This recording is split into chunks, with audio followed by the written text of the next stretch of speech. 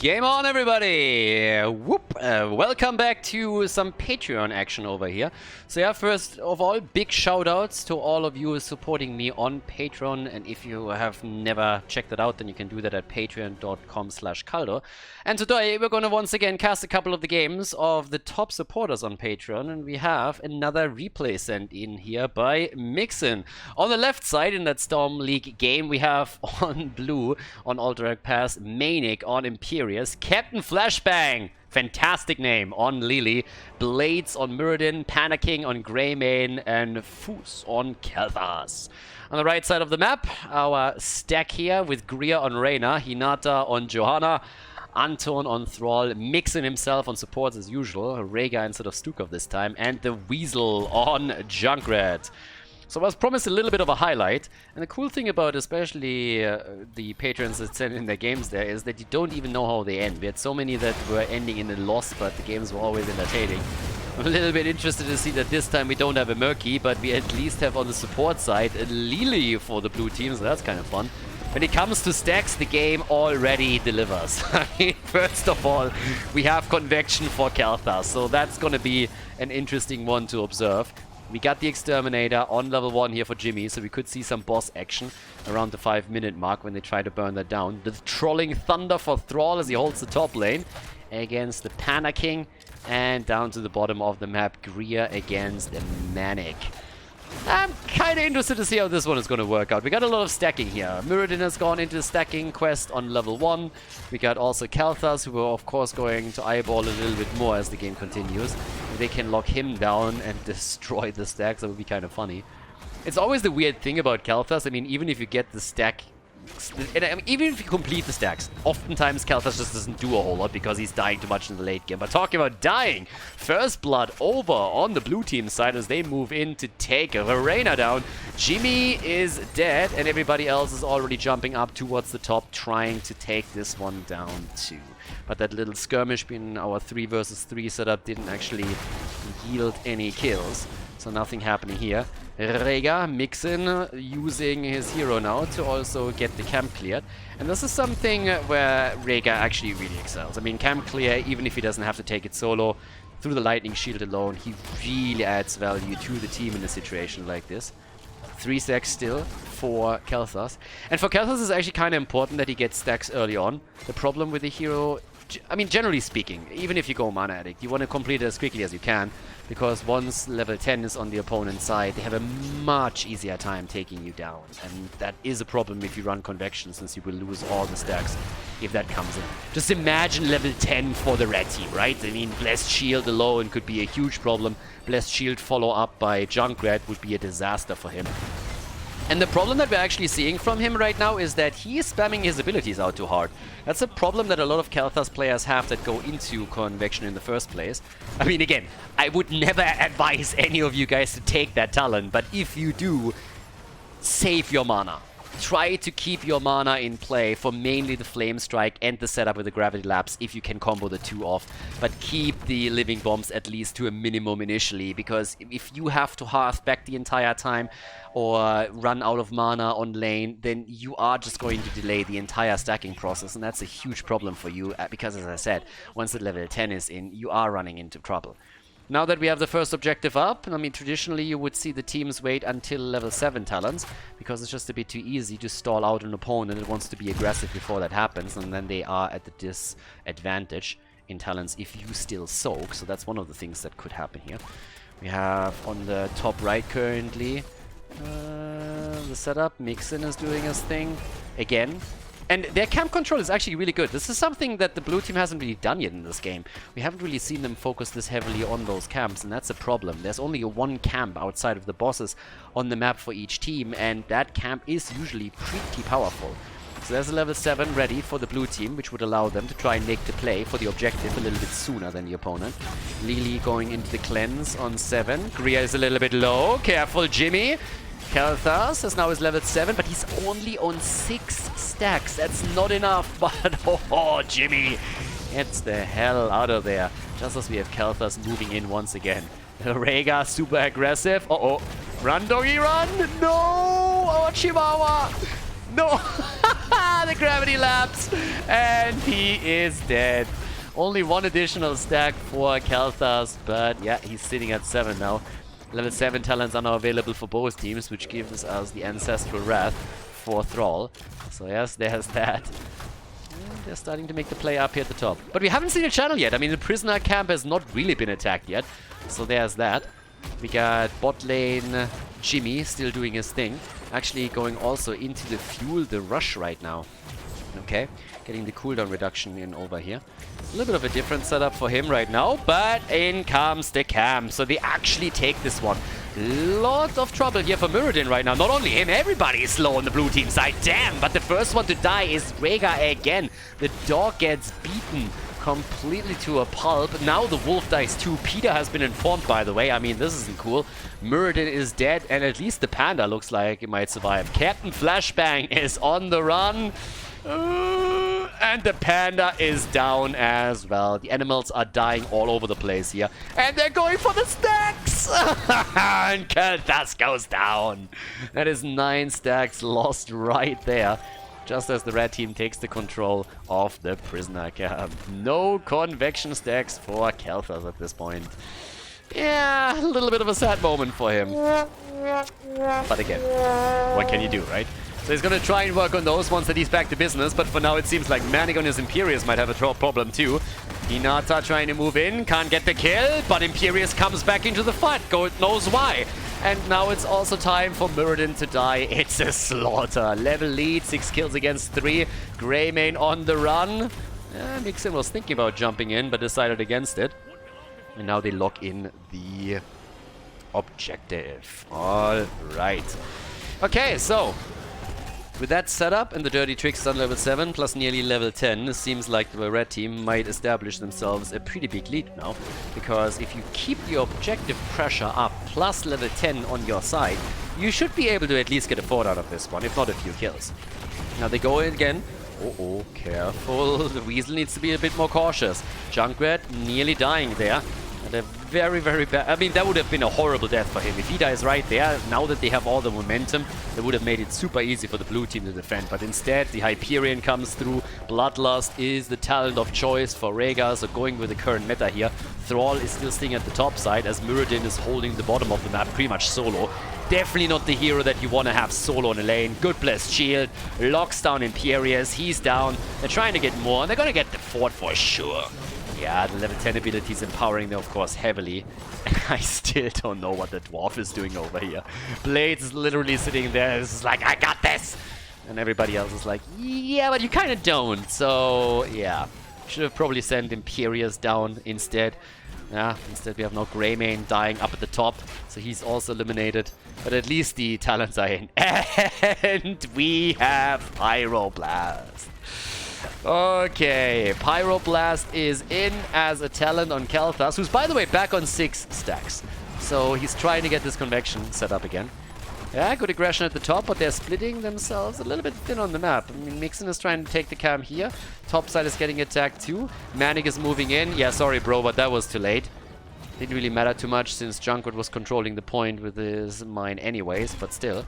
So they're getting away with being a little bit greedy here. But yeah, it works out for them.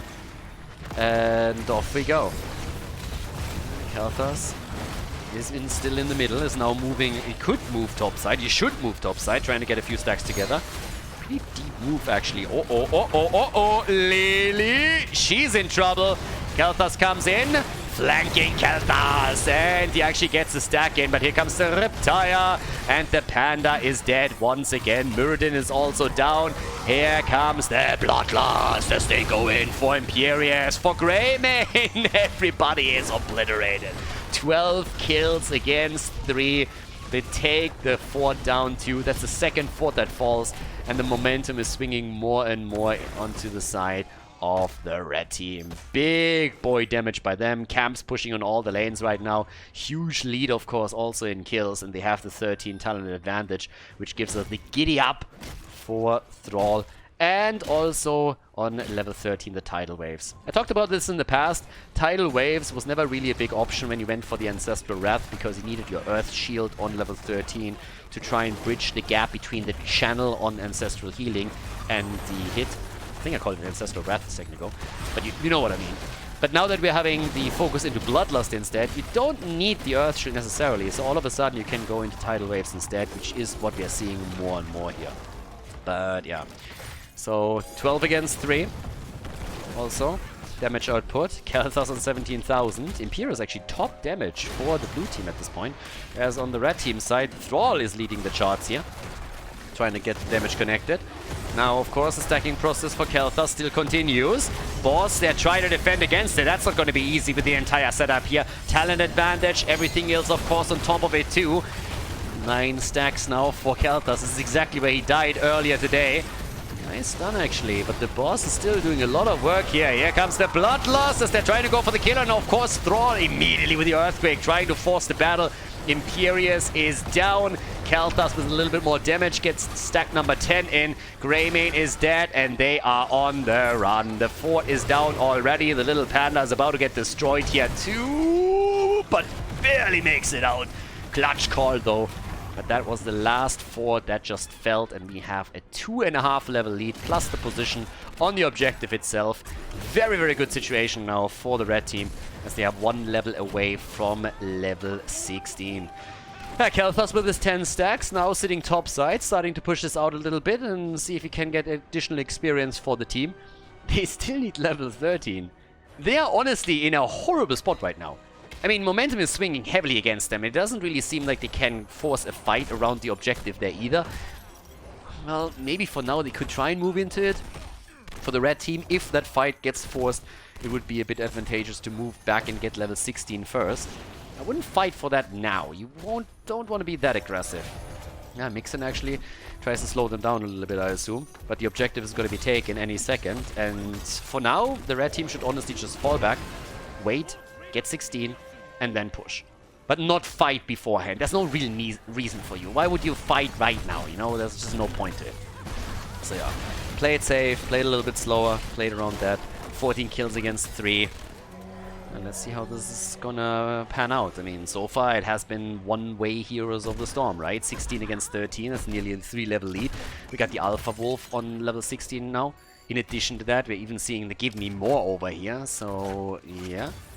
Plus, also, the combo with a level 1 for Rhaegar. Earthgrass Totem is in. Thrall is top side, everybody else is pushing here in the middle. And it's time to party, baby! Here comes the Bloodlust as Lily pops her ult. And that's the Pyroblast right there. 0 work, of course, done absolutely nothing. Jimmy is dead, though, and that's a problem. So with Jimmy eliminated, all of a sudden Thrall is falling. Guys, they have a talent advantage. They're losing 2. They might lose 3. Indeed, they do. The red team is starting to lose ground as we finally have the blue team fighting back. Another kill is in. But topside is pushing. The wall has fallen. Khaldor by now on 13 stacks, and that might just be the beginning of a comeback over here. That's quite a bit of damage on the keep already. But the defense was pretty solid. 7 kills against 14 all of a sudden. Junkrat the only survivor. At the bottom of the map, we see the wall slowly fall as well. At least one of the towers is going to get destroyed here.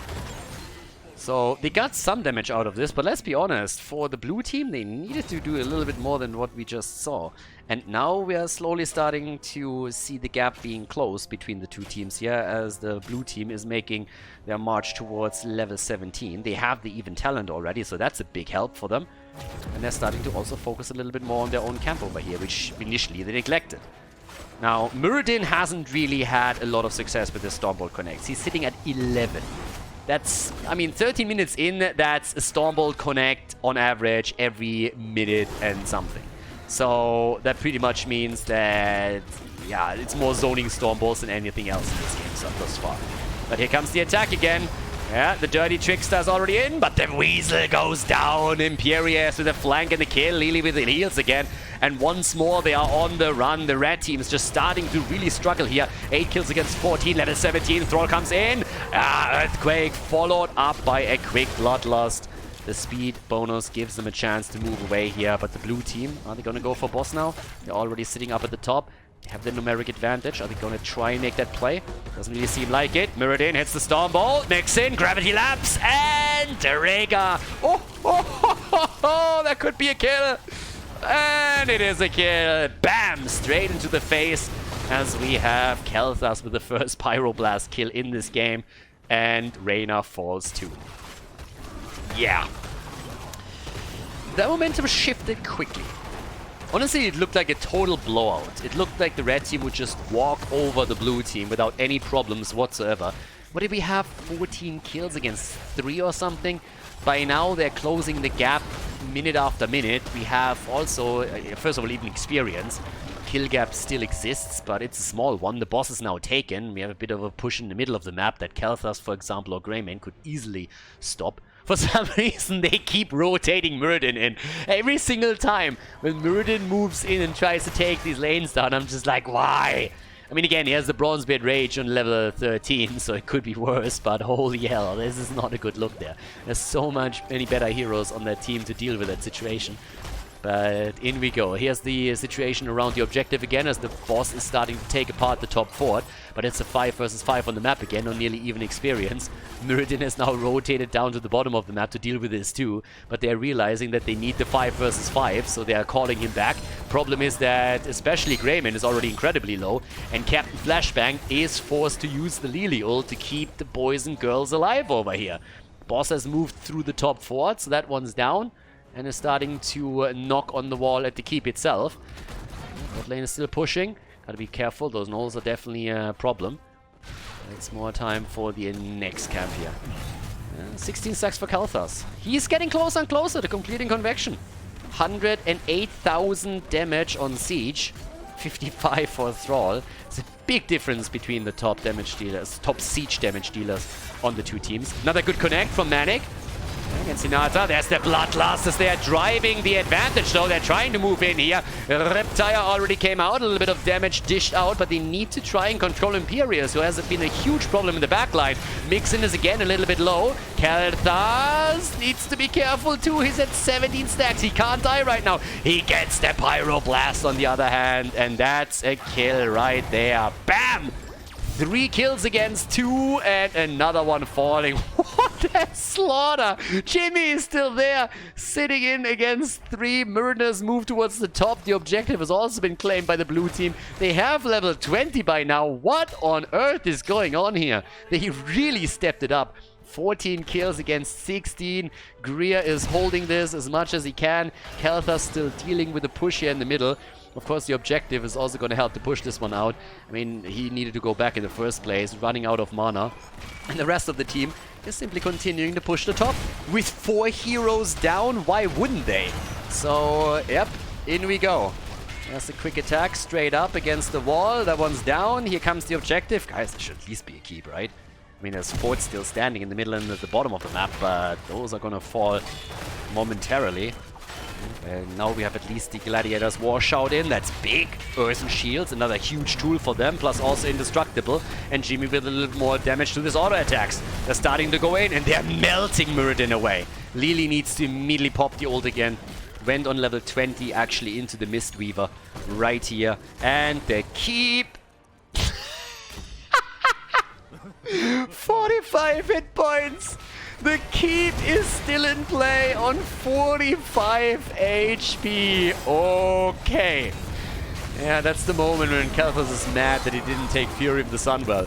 Rhaegar, on the other hand, he got destroyed, but he's not the only one. Imperius is also that, and the convection value for Khaldor. As 17 minutes in, he finally completes his quest talent. 40,000 damage for him so far. Everybody runs away from the Riptire. The fight continues, and Jimmy is just sitting there and tries to take them down, but the heals of Lily are just a little bit too much to handle. Pyroblast this time, no value. Johanna still had the indestructible. Is healing up again. Boss, or not boss, but we have still the objective at the bottom of the map, trying to go for the keep. And they haven't taken a single one down. Top survived with 45 HP down here. They hold it with a lot more to spare. Of course, they need to still make sure that the top lane is not pushing against them. But this game isn't over. 18 minutes in, both of those teams still have their keeps available. And let's not forget, there is actually a boss at the bottom of the map. We have a 4 versus 4 situation. The Weasel is double checking what's going on down here. And it seems like the blue team, are they going to try and make a play here? Maybe don't show. No, he's showing right now. Don't face check that bush, my friend. There's a big bad wolf over there. Talking about big bad wolves, maybe this wolf should go to the top lane. Guys, if that thing pushes in, again, you just have so much as a wet fart hitting that keep and it is gone. So I'm not so sure if I wouldn't at least let someone take a look at the top lane and push that out. But either way, at this point, 22 stacks on the baseline for Muradin. And off we go. Bottom of the map, here we go. Oh. Jimmy! This was Jimmy. Yeah, he's down immediately. Mixon is also on the run. Muradin just barely missing the Storm Ball, was a little bit out of range. But it's honestly Imperius that is just fucking them apart the entire time. Imperius just comes in time and time again and obliterates them here. The guy has 71,000 damage. He's top damage in the game. Not even on the team, in the game. 17 kills against 7. And oh, Khaldor with the kill against Thrall. This might just be a lights out moment right there. In the middle of the map, Mixon trying to stay alive against Muradin and attempting to keep the keep in play. Top lane also in trouble. Manic is moving in, and he has definitely been the biggest threat towards them. Keep at the bottom of the map has been destroyed. You can already guess that this one is not going to make it either. They're losing ground everywhere. Yeah, Bloodlust to run away! Ah, the heal! Run, doggy, run! This is not working. This is not helping. No, and he's dead. Bloodlust value right here. All the keeps are down. Every single keep has been annihilated. 19 kills against 7. They're desperately trying to hold on to the core. I don't see it happening. This is a 2 versus 5 defense right there. Well, Johanna is back. Make it 3. She's trying to get something done. Core completely ignored for a second. They're trying to go for the kill. That didn't really work out. Core is still attacking. Here comes Captain Flashback with a Lily ult once more. Tire. They're trying to go for the death. They actually kill Junkrat. But a few of the heroes are coming back. Imperius is down. The core gets attacked. That's still holding. Indestructible, keeping Johanna in play. The boss comes in and takes Lily down. And all of a sudden, the defense holds. With half HP on the core or on the raid boss, they are still holding on to that game. And Khaldor gets wrecked. Khaldor is down. Everybody else moves away. But how do you play this now? Objective is up. Boss is up as well. Every single structure is down. Only the boss is back to business. But of course, this core regenerates hit points. But all of the armor shields are gone. Every single armor shield is gone here. Huge problem for them. Alright. 83,000 damage for Imperius. 74,000 damage for Jimmy. 2 bosses up on the map. Camps up on the map. Oh, 2 versus 5 though. Staggered deaths would be horrible for the blue team. The best thing they can do is just simply relax. Yeah, and there's the blessed shield, the follow-up. No, but Muradin just decides that he's going to jump into this. And Hinata can't decide whether she wants to go for Muradin or whether she wants to go for Greymane. Greymane is making the decision easy though, because for some reason the team thinks that these two are enough to just completely take them down. I have no idea what the blue team was thinking there, but that was a massive brain fart. They just said like, guys, we have this. Newsflash, you don't. Greymane is down, that's the staggered death, and I would be surprised if we don't see more fall. I mean, Muradin is actually able to make it out. Manic has been dominating the entire time, but right now he's going 1v5, and that's not working for him. So that's a kill against Imperius. But someone needs to try and take care of all of this here, because eventually that's going to hit the core and that's going to be a problem. Yes, that thing has a lot of self-defense going for itself, but maybe not all that much. Thrall is trying to make the play though. 23 minutes into the game pretty much. And we have the objective claimed by the red team.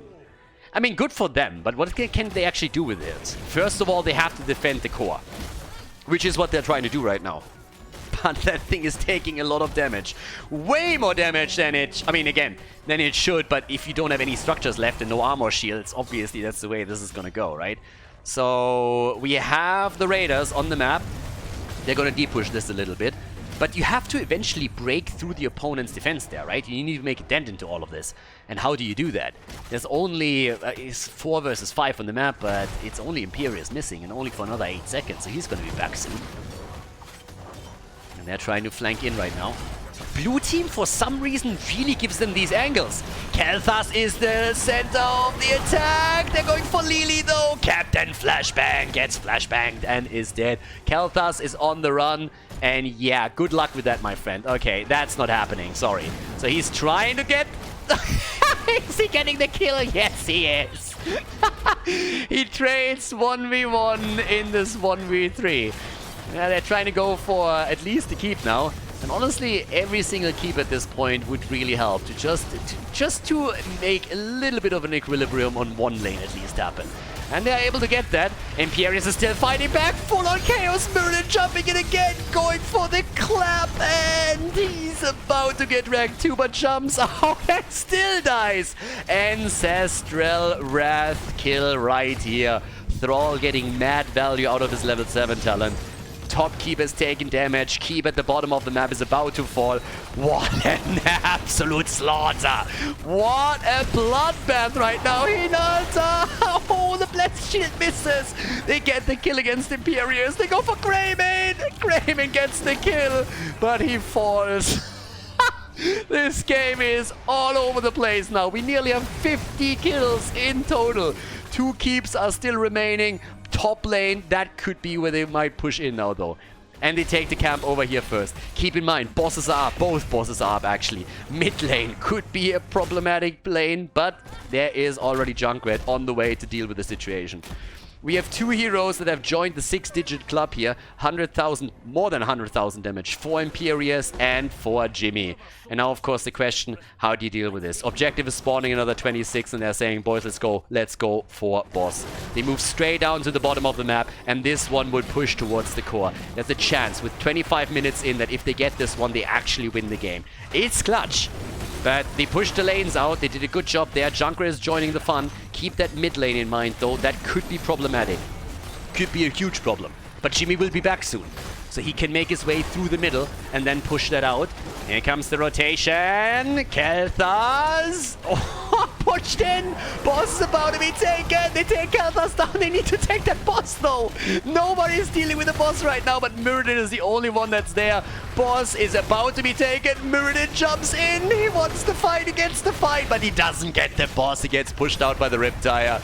And now the boss is pushing through slowly. Jimmy coming in. He wants to kill. Needs to be careful. Imperius is there. Greymane is jumping in too. Greymane wants to kill. Mid lane still pushing. But the wolf is down. The dog is dead. And they're trying to go for the next kill against Imperius. Everybody's a little bit low though. Thrall already falling. He's trying to get another kill against Jimmy. Not quite able to get it though. But Mirrodin is jumping in for another Stormbolt. Doesn't connect it. The 2 melee heroes are doing wonders here. Captain Flashbang in the back with his Lily. Still trying to keep everybody alive. It's a 3 versus 4. Top lane heavily pushing right now. Another big problem. This could be a mad issue. Look at the top. Look at the middle. Everywhere. Boss, on the other hand, is coming in now too, trying to finish the game in favor of the red team. What a battle here. This game is going insane. They're deffing on the left side. It's a 26 minute boss, but they need to defend their own lanes. Nobody is pushing with this.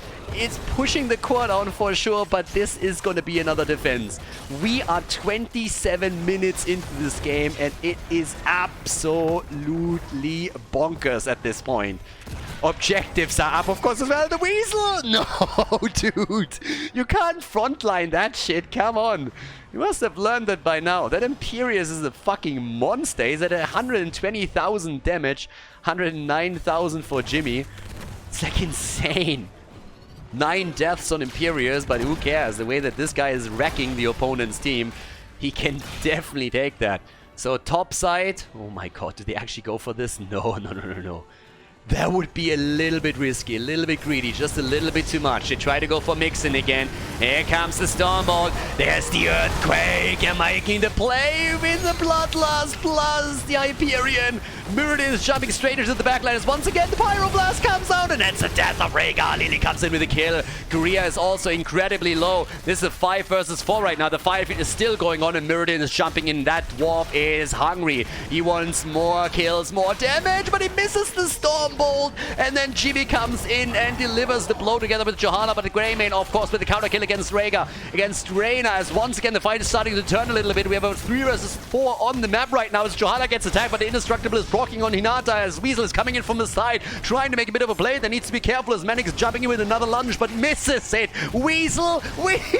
No more Weasel! Weasel is down, but so is Khaldor. And on the left side, we have the core attack. The keep in the middle is getting attacked too. This is just insane. They're gonna lose the keep here. They're gonna lose the keep at this point. What the fuck is happening here? The keep is down. The core is gonna attack in just another second, but the objective is of course still up for grabs. Johanna moving in.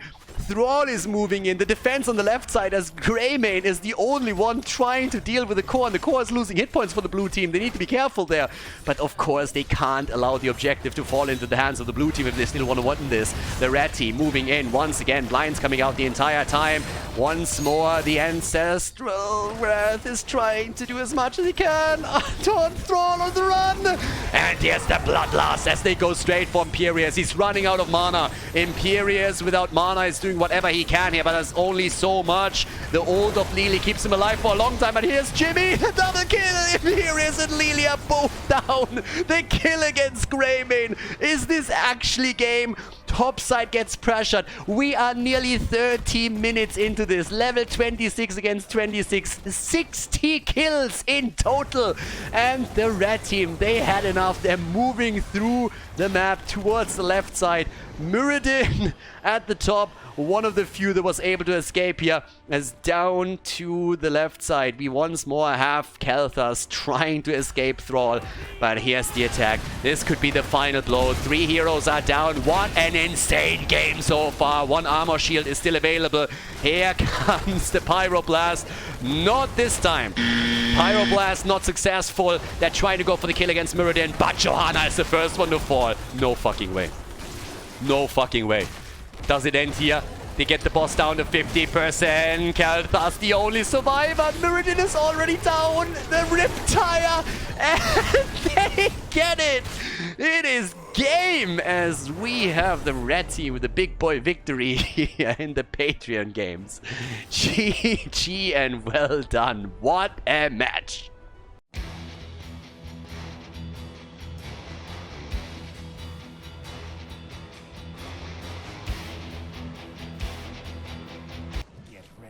Haunted Mines, everybody! A little bit of a throwback game here today. So we have a game with Khaldor subscribers.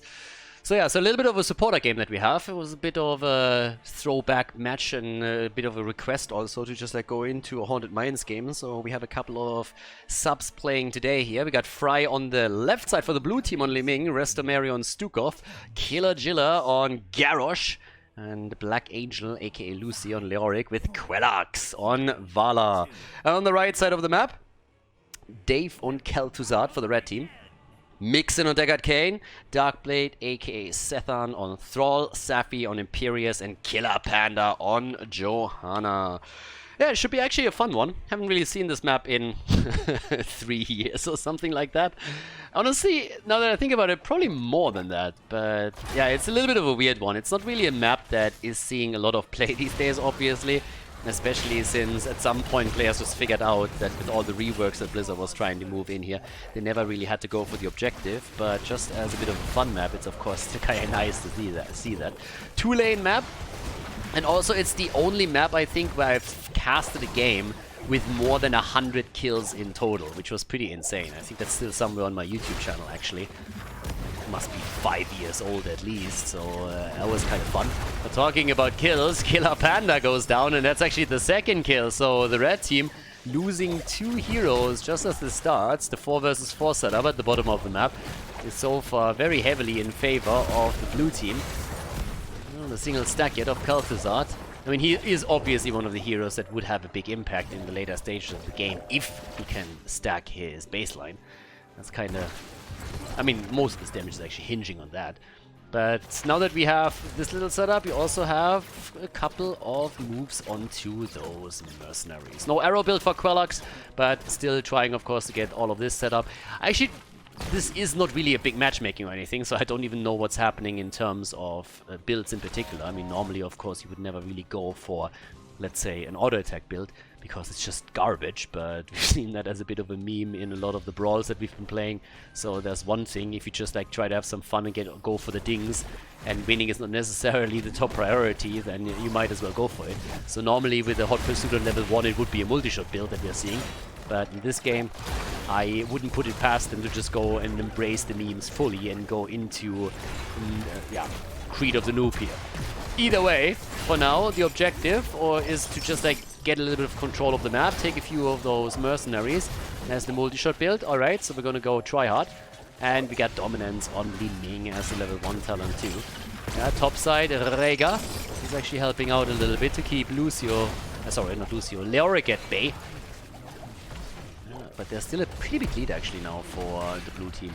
I mean, given the circumstance, we're 2.5 minutes in, right? So it's not like super far ahead, but if after 2.5 minutes you already establish nearly a level lead and have this much pressure at the bottom of the map, that is significant.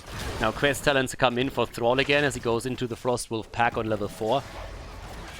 Mines are opening soon, TM, and then it's really a question of how exactly they're going to play this. Like, who's going to go for the skulls, or are they at all? Because as I said, one of the things that a lot of teams have figured out very quickly is you don't necessarily have to go for those in the first place. Thrall at this point is down. That's the 3rd kill right now. And yeah, there's the death of Kel'Thuzad. Killer Panda is also in a bit of trouble, but doesn't die here. And Vala has already moved down into the mines and trying to get the first few stacks together. Jesus. This is really a bit of a throwback. I mean, honestly, this is Alpha. Alpha and Beta in this game. This was one of the maps that you just played over and over and over again. And it's kind of funny to just still see that. Like the meta back then, which camp you would move into first, what you would try to take, which camp, like which route would split you from the rest of your team, and then also what kind of build you want to go for. If you go for an arrow build, you can take the boss down a little bit quicker. Multi-shot would always help you to take these skull camps very, very quickly. You could pop out, of course, of those mines as well. Approaches with Vikings on the map where you just hold the top and push the lanes out while the rest of your team jumps into the mines and tries to take the skulls and the experience. I mean, it's kind of funny. So 44 against 14 skulls for now. A little bit of damage up at the top as the pumpkins have been taken, so that helps them to push the lanes out slightly. And Pyrrhus needs to be careful. That's a kill. Yeah, 5 kills against 0. 7 against 6. Jojo now also with the wave clear, moving into the next camp. So normally you wanted to go at least for 50-50, right? But at this point, yeah, careful. Not really a team you want to run into. The good old mineshaft play where you're trying to just like juke your opponent out by simply entering the mines, leaving the mines, entering the mines. Mix in survives with pretty much no HP whatsoever. Yeah, Li Ming down here gets barely out and of course gets a few heals in. But at least the red team is trying to get a few more stacks together. And this is of course something the blue team is going to figure out very quickly when they see the counter increase. So they can jump down and try and contest that, which is pretty much exactly what they're doing right now. 5 kills against 0 tells you pretty much what has... Oh, no! Oh, beautiful. Garrosh coming in with a big boy play here, using the boss to kill Kel'Thuzad. Somehow Thrall actually made it out. But yeah, that's a fun one. So all of a sudden, there's another double impale. That was a nice one. Not a single kill yet for the red team. And that trend still does continue. Can they get another kill here? They're trying. And Imperius! Imperius is alive, but so is Vala. Nearly running into the boss, nearly getting slaughtered here, but it's 7 kills against 0. And the problem is, of course, that with that comes a 2-level lead. Garrosh just simply accepts his fate at this point and says like, alright, can't do anything about that. Oh, bullseye! Li Ming with the big boy hit. Yeah, nicely done. That's going to be a very aggressive push. So the rule of thumb on this map was always push with the stronger boss. Stronger boss pushes, weaker boss, yeah. If you have the weaker boss, you defend against your opponent. And yeah, they're trying to go through the bot lane right now, where the wall has already been completely destroyed. Yeah, also taking the camp here. Guys, this is gonna hurt, I'm not gonna lie. Level 10 abilities with the setup that they have now. Ooh. Yeah, you can pretty much kiss that fort goodbye. Maybe even a little bit more. Which is probably the bigger problem here. because this could now do tons and tons of damage. So they're moving through the bottom. Yeah, good stuff. Oh my god, no, Jojo! Don't tell me she gets out. Wow! The RNG, it's not enough. How did Jojo get out? She even got attacked by the boss there, and somehow just walks out of it. Holy hell. So, yeah, the fort is down. The boss is still pushing. They got the level 10 and they're putting it to good use. The Entomb is still ready for Leo, so he could use that. The problem is that he is topside. And honestly, the question is why? Thrall at the bottom of the map still falls, but just imagine a good Entomb here. That would do so much work now. 67 skull against 33, and they are just crushing here. I mean, damn son. Wall about to go down. Looking really, really strong with this one.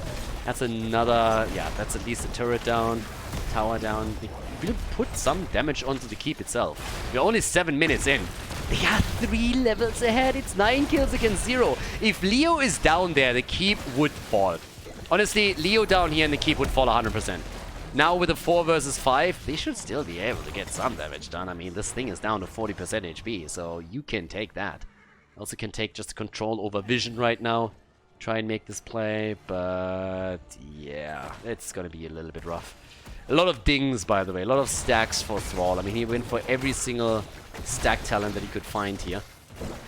The top side still gets attack damage output. Look at Vala. Vala is sitting at, oh my god, look at the comparison in damage. 34,000 for Vala, 8,000 for Khaldor, top damage. Oh my god. Well, they are trying to go for another kill, and Thrall gets out. At least they're able to escape here. Now, the good news for the red team is that they're soon going to have level 10 abilities available to fight back a little bit. Do they even get a kill? No, Lucy actually was about to go down, but Leo survived. Here's the level 10, finally. There's the flip, Iron Skin, and the Blessed Shield even being used. Johanna has a knack for survival, honestly. And that could be the first kill. Is that the first kill? Yes! Yeah, there we go. Garrosh down. The beginning of a comeback, ladies and gentlemen. It is here. 10 against 12. 1 kill against 9. This is where it all started. With the death of Garrosh. Insta report for feeding, by the way. I mean, that's an insta report right there. 9-0. First hero dies. Bam! Reported. Someone got to do it. 13 talents are in. Oh, if he would have stolen that away, that would have been fantastic. 3 HP for a second. Honestly, Li Ming saved that. If Li Ming doesn't use Wave of Force there, Thrall walks in and just steals it away. I was literally Li Ming's ult just pushing him off the point again, or that would have been a total disaster for them. Now the Undead are spawning again, and well, it's a 4 versus 4 now. Hey, hey. Is anybody jumping into the mines? Not so fair. Well, yeah, we have a few. The old man. Alright, he gets some assistance. He's not alone. Teams are jumping in, trying to take those. And it's a race for the skulls. There's still a talent advantage. And that will be the big problem. Killer Jill is actually waiting around the corner here. And Vala can, of course, obliterate these with the multi-shot now. So it's 20 versus 36, already in favor of the blue team, and everybody is just moving towards the left side. Careful, the flank is in, they flip the stun, and Thrall is dead. Strafe damage coming out nicely. They go for Khaldor and they get him too. It's a triple kill as Imperius dies. Now, not stopping there. They're going for Jojo. And with another stun, they should be able to lock in the kill. And indeed they do. And this is gonna hurt. Because if they go for the boss now, that's a 71 against 29 skull boss setup. And that will do mad damage towards the top lane. Especially since Leo was already pushing it out to potentially take the fort down before the fight even starts. And the fort has already taken enough damage in the first place. So very likely we're going to look at a keep here. Yeah, boss goes down easily, skulls are all taken, and as already highlighted, the top fort is suffering even before the initial push starts. So nobody should really defend here. You don't need to defend the bot at this point. I mean, why would you? At this point, you can literally just crush topside. They take the additional pumpkin camp now too, and it's starting to get a little bit tricky. It's kind of fun to actually have haunted mines in there. Honestly, I think the next game should be on Blackheart's Bay. That would be the next setup here. Bring the old maps back just for the lulz a little bit and a couple of subscriber games here, I suppose. 14 kills against 2. Never said that there was like decent matchmaking. Again, random invites, of course. But that plays a little bit low. There's the ult. They're trying to go for the earthquake setup. Bosses are moving in. They're trying to get the kill. Quellax moves away. And, well, the entire team has taken a bit of a beating. But they still are healthy enough to make the play right now. And that boss has time to go straight up for the keep, since pretty much the wall has already been destroyed by the pumpkins. Well, at least it's 13 versus 13 talents for now. The problem is with just one kill or a little bit of minion experience, the blue team is going to lock in a level 16 talent. And either way, this keep is down. Jojo is dead too. Talking about dead heroes, Imperius is dead. Stay a while and get wrecked, son. Deckard Cain is dead, and that might be game. I mean, Lucy comes in trying to take Khaldor down. He himself still stays alive, and Khaldor goes down easily as Vala comes in and gets the arrow connected. Yeah, and 12 minutes in, it seems like this could be a shorty. Already, they're moving in again. Full 5-man wipe as we see the approach towards the core here on Haunted Mines, our little nostalgia game on the old map. And that seems to be the lights out moment. I mean, 13 minutes in, the red team is still trying to defend as best as they can, but yeah, the core has lost shields already, and it's getting more and more damage. In one of the few maps, by the way, that doesn't really have any core mechanic right now to defend the core. Blizzard, of course, didn't deem that necessary since the map is out of the rotation, out of the pool. But with 21 kills, 2-3, this is it. Game over as the blue team locks in a victory on Haunted Mines. Dominant performance here. GG and well played.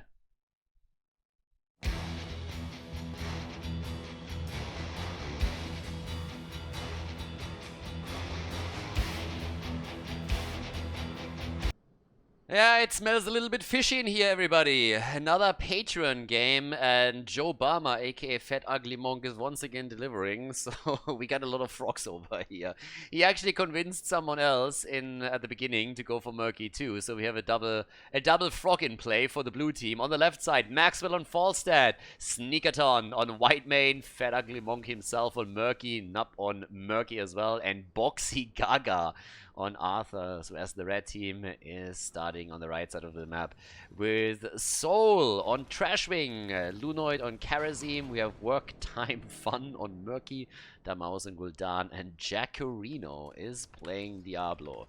Yeah, it's a little bit of a fishy setup that we have in this game, but it's prime time slime time once again. And of course the slime, they can use each other's slime here for the stacking on the blue team side, so that actually helps a lot.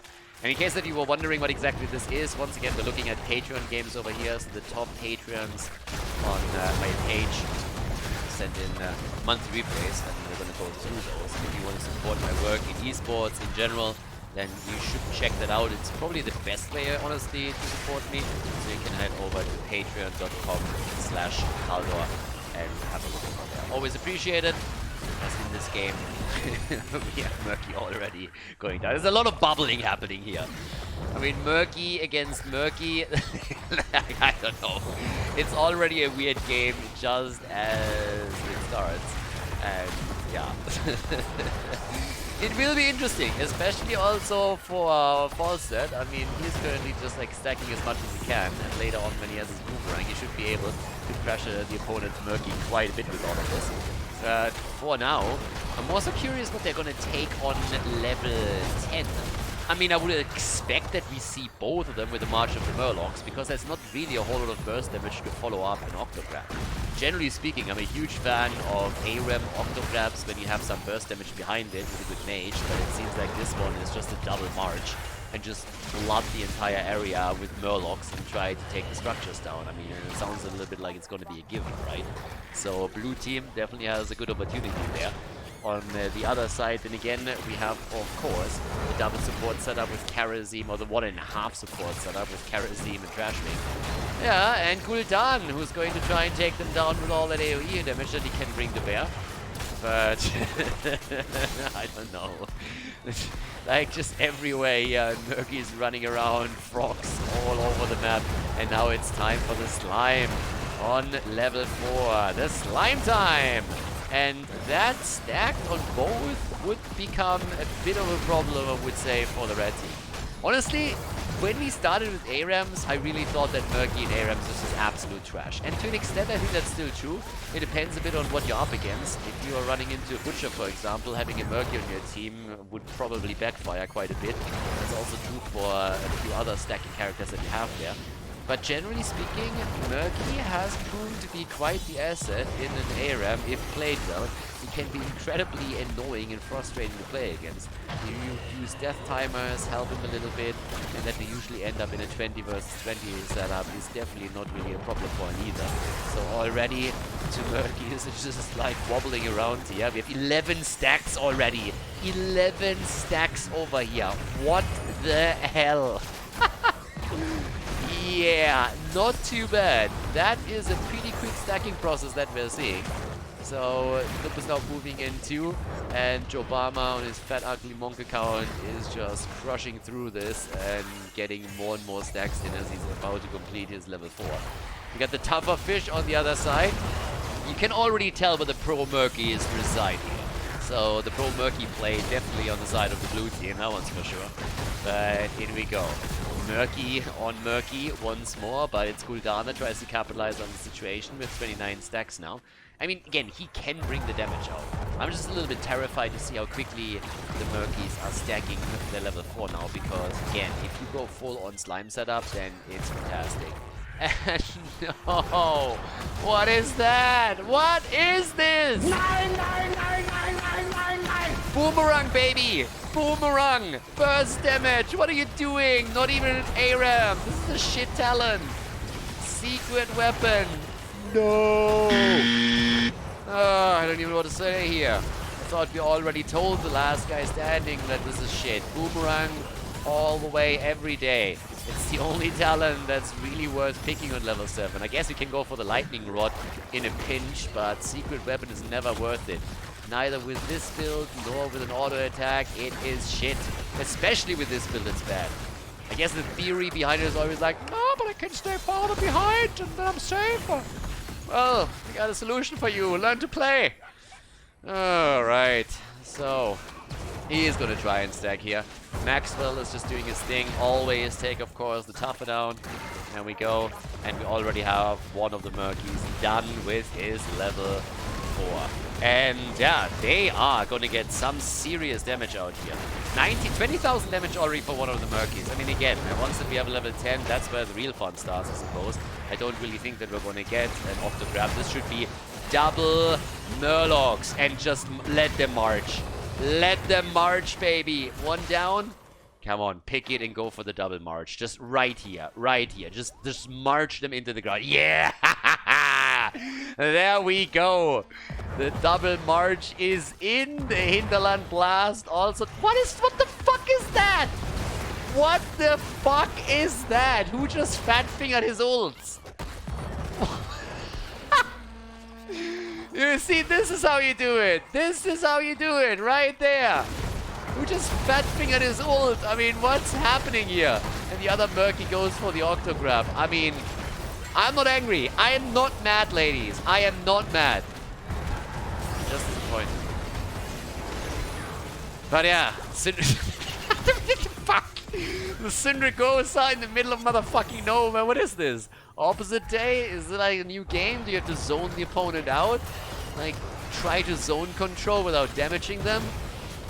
Okay, over here. I was waiting for the Mighty Gust, to be honest, and I realized that he actually has the Hinterland Blast. Could also line that one up, but he didn't thus far. But oh boy. it's getting very interesting over here. Okay. Another opportunity for the two Murkies to line their spells up, though, in just another 40 seconds. So I am a patient man, I'm known for that. But yeah, we'll see if they can finally do that.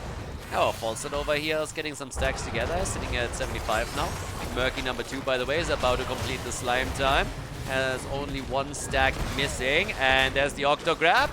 And Hinterland Blast. What is this? Like, are they missing all of this shit on purpose? Syndragosa didn't hit anything. One Murky unleashes his ult in the middle of nowhere. Then we have also a Hinterland Blast that does nothing. Come on, boys, you're better than this. Well, maybe you aren't, like, I don't know. But I'm sure that we can line those up a little bit better over here. Okay, there we go. One Murky. Ready to rumble. The second one. Yep, here comes the first ult. The first one is in. And the second one. 4, 3, 2, 1. Do it, baby. Do it. Do it. Just fucking do it. Yes. The endless stream of Murlocs. And it is glorious. It is fucking fantastic. Murlocs everywhere. And they're getting completely zoned out. That's the Syndragosa setup right here. Oh, already been a little late, my friend. They go for the chicken and they take it down. Falstad is dead. Goodbye, my friend. Was nice knowing you. And in we go. Okay, bam. Next one down. And that's 10 kills? 9. Fairly even, actually. Fairly even with the Murkies. They just keep dying. But, well, that's the secret. They murk, they die, they murk again. They're always coming back. That's the problem with those bastards. Yeah, and 33,000 damage on one of the Murkies. That's already pretty solid here. 33,000 and 30,000 damage. And they're actually pushing this in hard.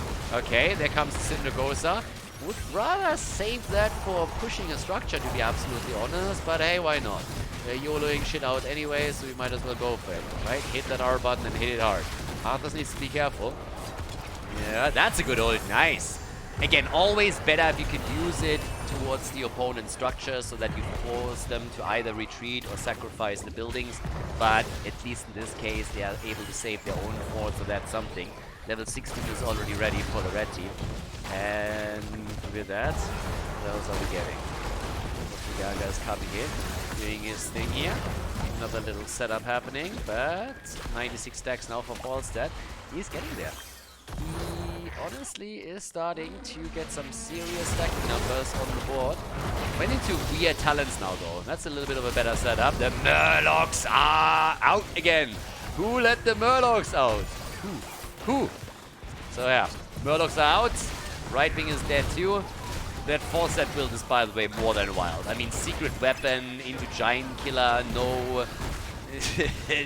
no secret marksman, like, I don't know.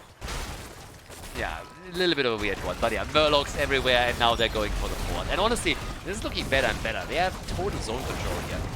Diablo comes out and tries to get the quick apocalypse in, but the Murkies don't give a shit. I mean, they just bubble up and get out of it. So yeah. No seasoned marksman, but outside of that, more or less an attempt to... Like, I mean, he's pretty much just going for all the yellow hammers over here. More slow! Alright. I could definitely go into a bit of a different setup here. Afterburner would be kind of nice if he's trying to stay more safe and if he wants to reposition a little bit. But either way, again, it looks pretty and that's all that counts over here. With that said, though, yep, there he goes. Already moving out real quickly. We have now Syndragosa hitting hard. This time they're also lining up the Hinterland Blast, but that pretty much didn't do any damage at all. Gul'dan is chipping in too and drops an Arbor. It's like, hey, if everybody uses their ult, I gotta do it too, right? So they're coming in with another one. Diablo's a little bit far out, and currently Arthas is trying to control them as much as he can with the Frozen Waste, slowing them down for sure. That's also a bit of a problem for Kharazim, obviously. He's gonna get less value against this lineup, but he's still starting to punch here. And they're getting aggressive towards the bird, and Falstad nearly falls, but the two players of the red team get annihilated before it happens. Kharazim was about to jump in, and then he gets dropped. One of the Murkies close to having his ult ready again, and that's gonna be the end of the fort one way or another. Fort is already down, and they can now start to go straight in for the keep itself. Yeah, ults are ready, and here we go. The Murlocs are once again on the march. And honestly, it's fucking annoying to just have Murlocs run down your lane the entire time. I mean, look at this setup. The entire wall is already about to be dropped down to half HP, so that's a problem. Next Murky is in as well. Could drop it here now too. Would be an easy one for them. Already comes in, bubbles up a little bit. Level 20 is now ready, and that actually brings us, in this case, the making Inky. Even more slime. Yeah, again, the slime setup, it's nasty. It's absolutely nasty. And the never-ending Murlocs. Okay, it's time. Octograb, on the other hand, might finally find the victim, and indeed it does. But they not only lose Whitemane, they also lose Arthas in the process. The damage output here, Murky on 63,000 damage. Looking absolutely fantastic. It seems like the chicken is getting hunted down here. Is able to get the slow connected though, and Diablo therefore has to fall back. 16 kills against 14. The blue team starting to take a bit of a lead. But yeah, it's getting nuts. Murky against Diablo. Oh, he's already a little bit pissed. Look at the damage output of those two. 68,000 and 53,000. They're definitely bringing the numbers in here. Jobama on 70k at this point. And the kill comes through as Falstad aims down the lane and takes Gul'dan apart. Nicely done. Murlocs, by the way, are nearly ready again, so once they push towards the keep, they can unleash that. Yeah, everything on the bird, by the way. Octograph, Polymorph, and the 7-sided. Got slammed into it. But again, the Murlocs are coming. Here we go. Oh! In the middle of the team fight, and they're going straight by. From both sides. Double Murlocs. The pincer Murloc move. and he's just keeping channeling.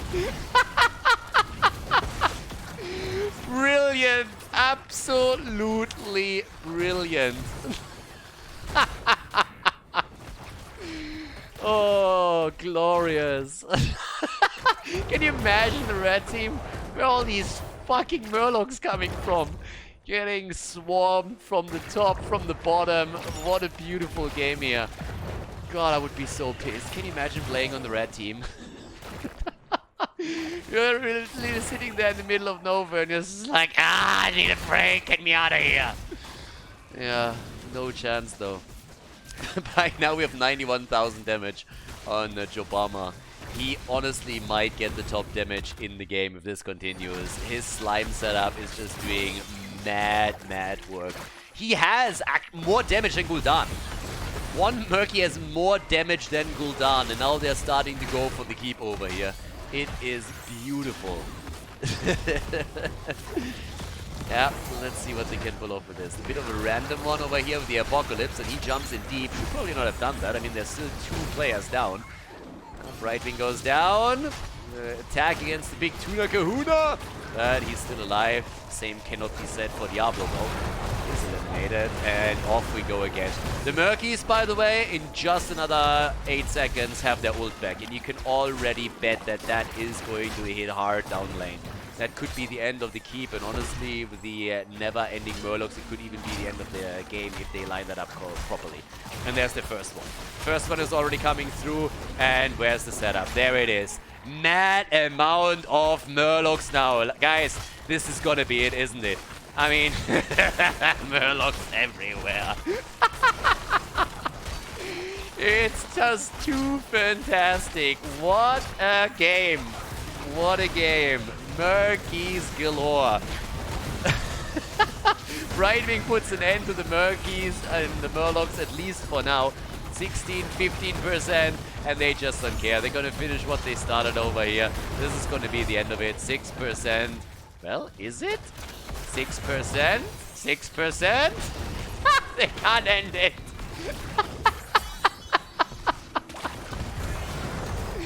I mean, again, 6%, so it got close, but I guess they have to sneak in at some point to finish the job over here.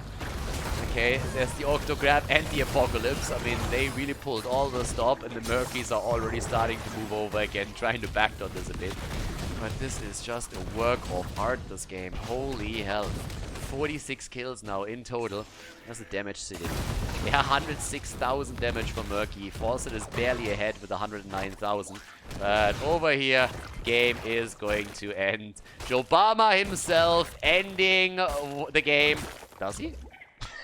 1%. Let's go. And there we have it.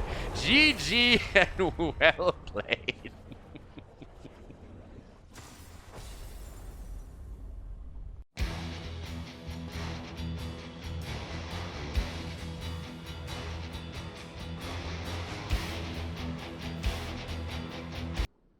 Alright everybody, let's jump into another Patreon game. So once again, replays here sent in by the top supporters on patreon.com/Khaldor.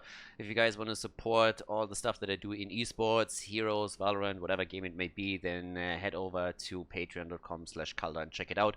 Would always be appreciated.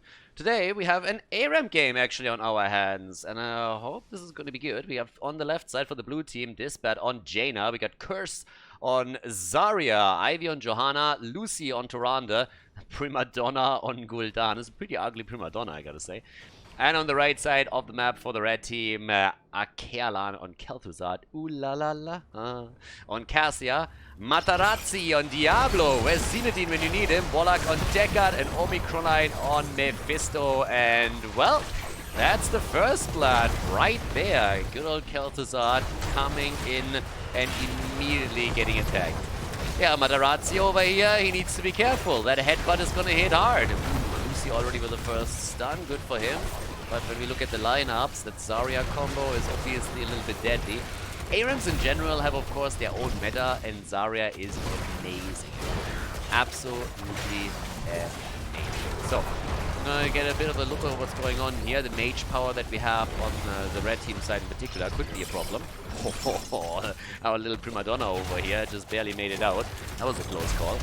But yeah, we got a Mephisto and we got a Kel'Thuzad. Depends of course a bit on Kel'Thuzad's abilities to complete his baseline. But time will tell. We got the grenade build for Zarya, trying to poke around a little bit. And Lunar Blaze on level 1. I mean, the last patch has changed a couple of the heroes around, Tyrande being one of them, as you can see here with the stacks on level 1. But over here, Kel'Thuzad nearly dead again. They're starting to come in for the quick kill, trying to get it at least. Oh, and there we go. Diablo down. Goodbye, my friend. And Omicron line is basically also dead here. I have no idea why he moved back in, committing Sudoku over there as Tyrande also falls.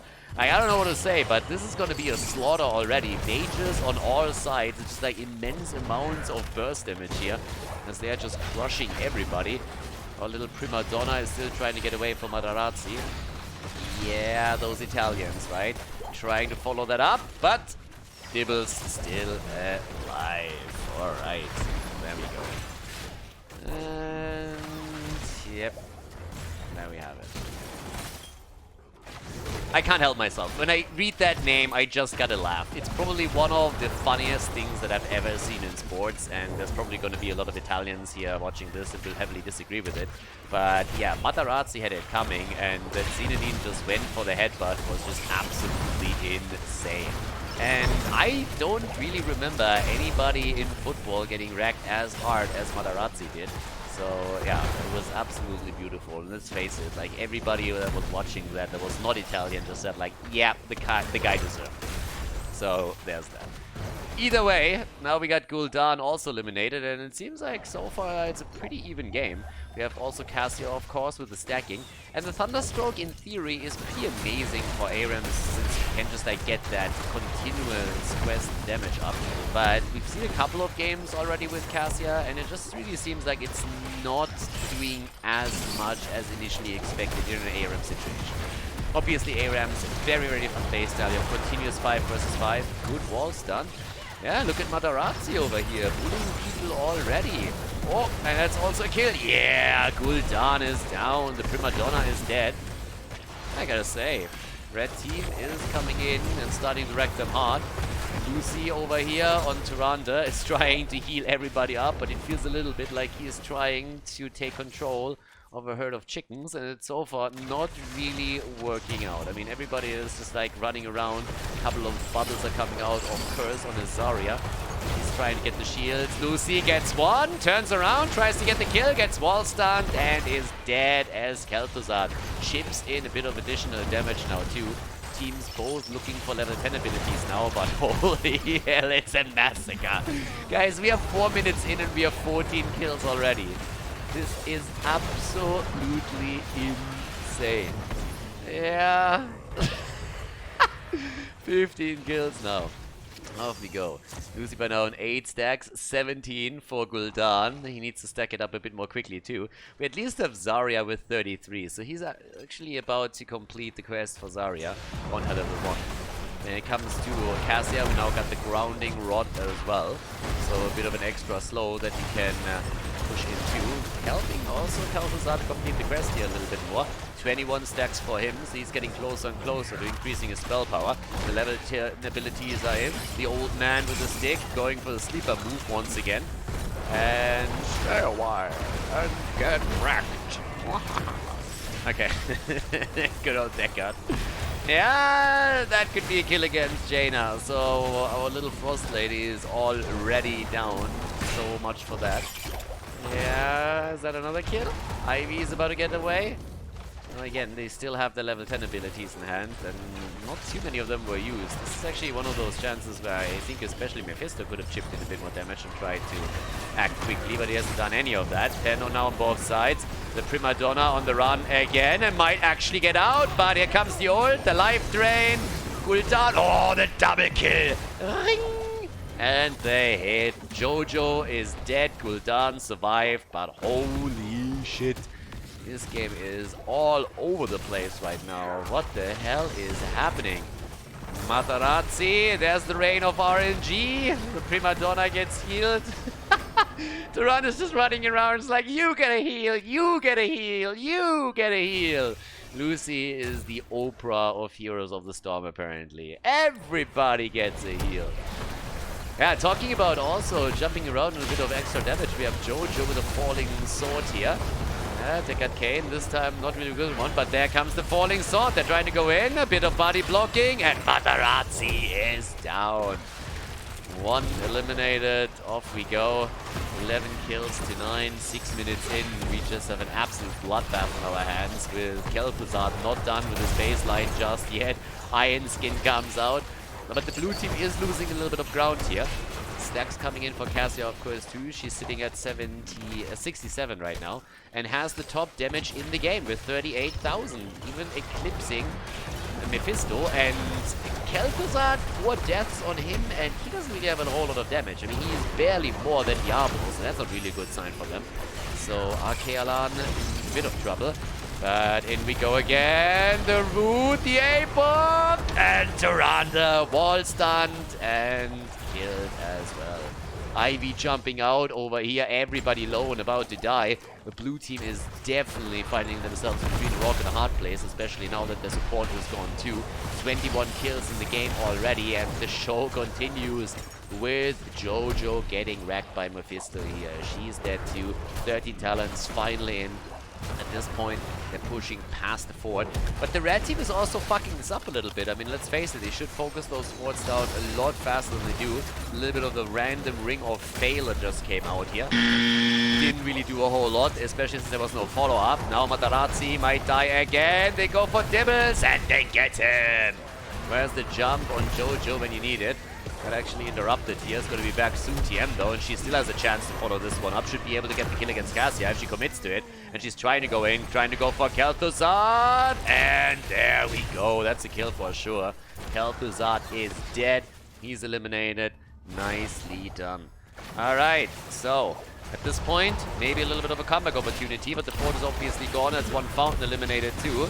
Mephisto, can he actually survive all of this? He's in the fray once more. Curse goes down. Zarya is dead. And Matarazzi is still wreaking havoc up at them.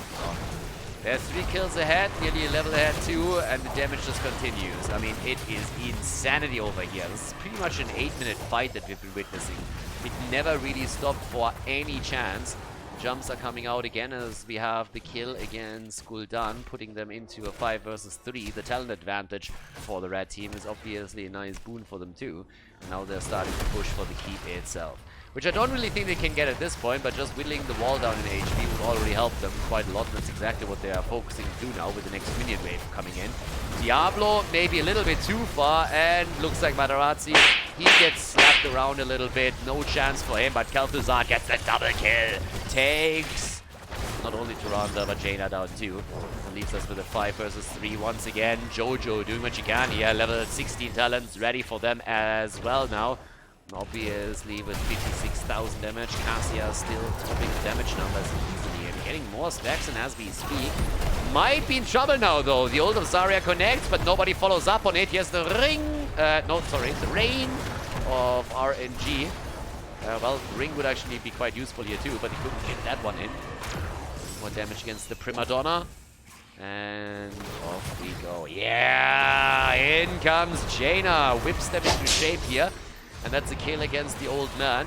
Decker down, and it seems like we could actually see a follow-up kill if they can just get that stun connected. Not quite. 18 stun. Ah, they're flattening like a pancake move.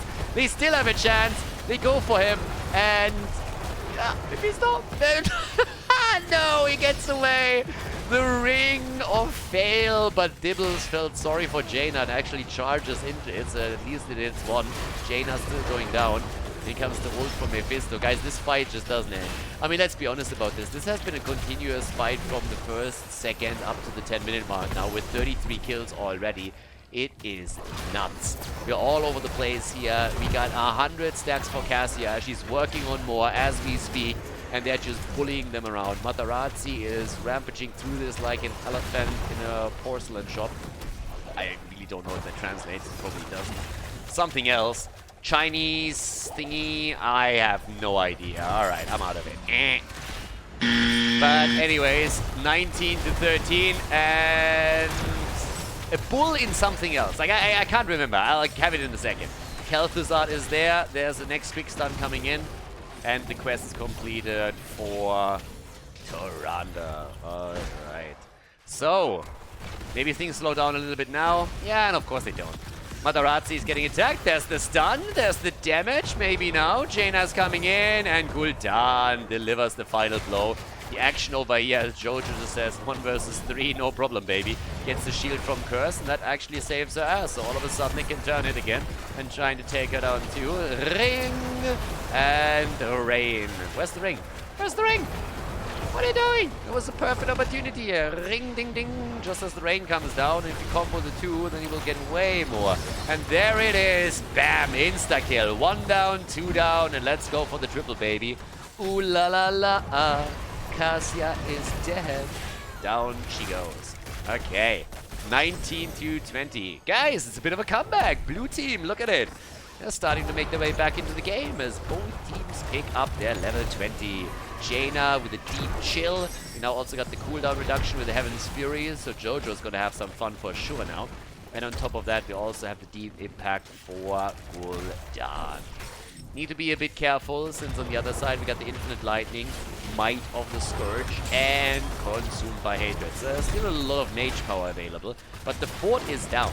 And the blue team with the newfound momentum is now trying to push the envelope a little bit.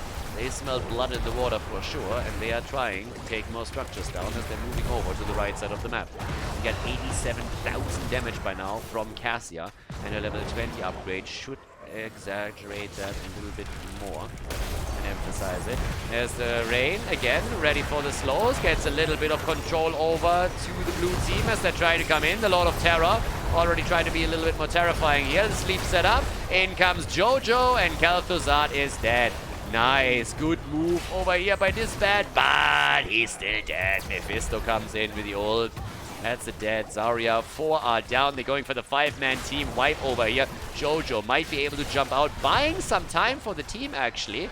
Still trying to get some hits. 20-second cooldown is going to fall eventually, but bought some time. That's worth quite a bit too, of course. Yeah, not too shabby. The numbers, 30,000 damage for Toranda.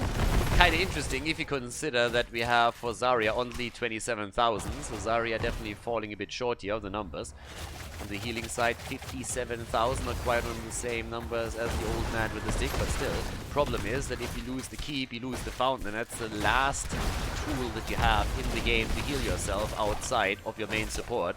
So if the red team commits to taking this one down, that would actually help them a lot. They really should go for it and sacrifice a hero if they have to, but not even that's needed. They take the keep down. They're looking absolutely fantastic here. Cassia still crushing. Ring of Frost. Cassia might be in trouble. Trying to get away here. Trying to get a few more stacks in. Sitting at 130 already as we speak. Matarazzi with the Apocalypse. But Diablo is down. The Lord of Terror turns into a weak kick. He gets eliminated. And there's the heal. Lucy with the last second heal on Jaina. She was about to go down.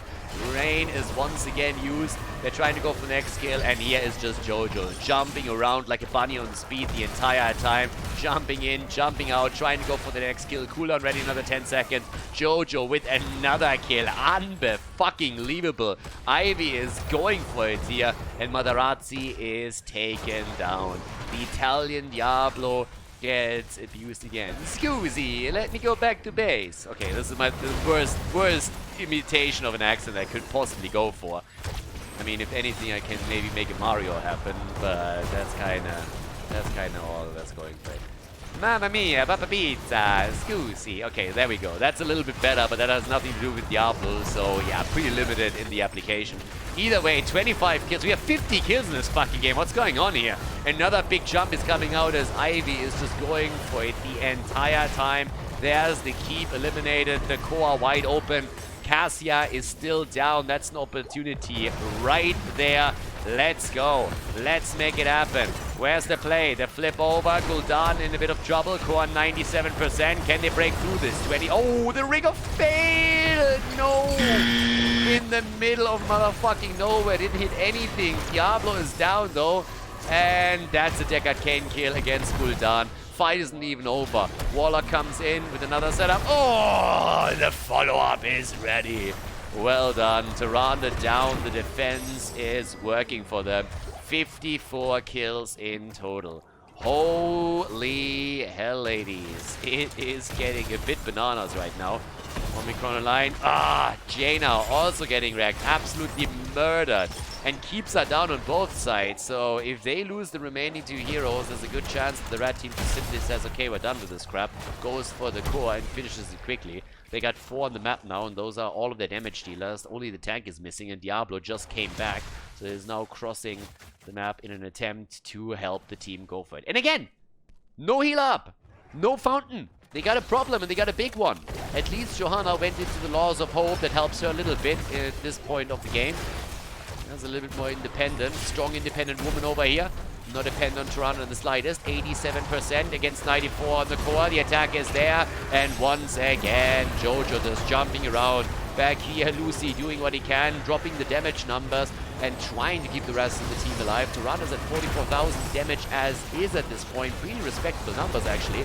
The jump onto the front. And Jojo comes down again. Trying to flatten Diablo like a pancake. Gets dropped into the wall, though. The stun is in, but Cassia is down. She's sitting at 124,000 damage. Gul'dan is also dead. It is an absolute slugfest over here. Blow for blow, left and right. One hit after another. It's getting a little bit insane here as Mephisto dies too. So much hatred over here. And another move this time towards the old man. Johanna comes in, dodges down on most of the control, and is running out of mana, which is the biggest problem. Jaina takes Diablo down. This game just doesn't stop. Can't stop, won't stop. 11 deaths on Diablo already. I mean, he's coming back half the time, but still, double-digit deaths for him. Another quick stun coming out from Lucy. Nicely done. And jumping in for even more. Want another kill, and Jaina makes it happen together with Zarya. Diablo also in trouble. He gets eliminated. This time he's down for good, and that puts them into a 4 versus 2. Good opportunity to maybe drop that core and finally win that game, and they're going to try, but holy shit, this game just never stopped. Never a quiet moment here. Kill after kill after kill after kill. 61 kills in total at this point, and I don't think we're done yet. And trying to make the move right here. Again, Deckard with the ult. Goes for the stay a while and tries to bore the remaining blue team to death. Nice! Bit of a lucky punch, but that one connected. Mephisto is down, and they go for the core as we speak. Zarya might be in trouble, and gets away. But here comes the rain of RNG. They're going for the core now, 50%, 49. They're dropping it slowly but steadily, and it seems like Kel'Thuzad is also going to get dropped here. The Apocalypse is out, 2 are getting stunned. The core down to 32, and again another jump of Johanna as they're trying to move in. Lucy barely surviving yet, trying to get out of harm's way. as they attempted to turn in. Zarya's ult with a good setup. There comes the damage. Is that going to be enough? Jaina not able to take Diablo down. The defense for now, 21% on the court against 87. Again, another wall start happening. Jojo relentlessly coming in once more with another quick control through the condemn and punish. They're trying to go for Diablo. They're trying to go for the core. Diablo is down. The core down to 20. The ult on Mephisto. Bam! Double kill. Jaina and Gul'dan both dead, and Mephisto follows it up with a triple against Zarya, and Tyrande falls too. Jojo the only survivor, and all of a sudden it's Jojo against the rest of the red team. 87% against 20. Is that the chance for them?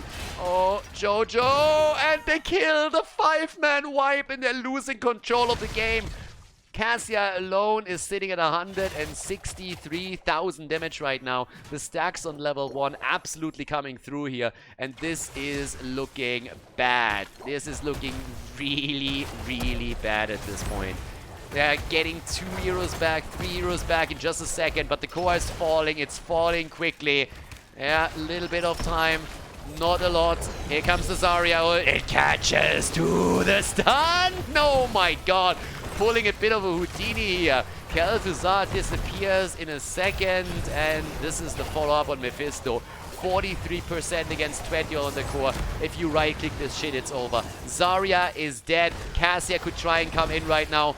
We have them with only 3, and here comes again the rain to slow them down. Johanna moving in as usual, trying to control the backline, eliminating also catapults at the same time. Down goes Diablo once more, and Cassia is occupying the attention of 2 heroes, sucking them in with one condemn after another, and bam, another quick kill here as they are going straight in for another attempt to finish this one off.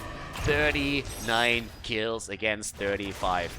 Matarazzi is going for the wall sign. He's committing Sudoku over here though. What the fuck is he doing? I mean, he is just going way too ham at this point. Khaldor is back now too, but again, Johanna up at the front. Jaina is saying like, fuck that shit, I'm done with this. I'm gonna finish what we started. Puts it down to 12. The rest of the team is still fighting over here, but they need to deal with too much now. Jaina is still firing away. She has the core down to 9. Waits for the cooldown. Comes in again. 6% on the core. The ring and game. Ladies and gentlemen, the blue team with a victory here in the ARAM, the Patreon game. What a setup and what a match.